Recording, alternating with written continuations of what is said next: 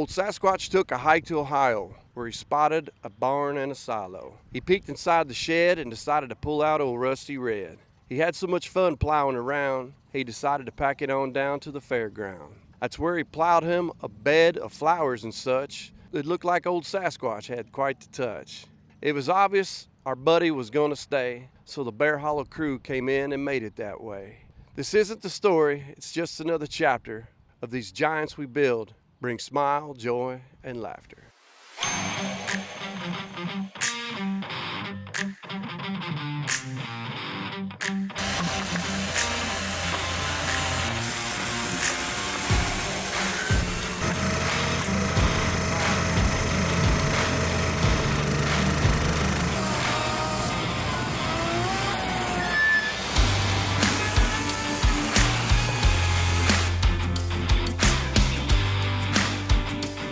Here we are on day 6. We worked late into the night last night trying to get finished, but erred on the side of safety. And we were all pretty tired, some long days. Got a few more pieces to put up on the head and do our little punch list of stuff to finish it up, and super excited to see this thing done.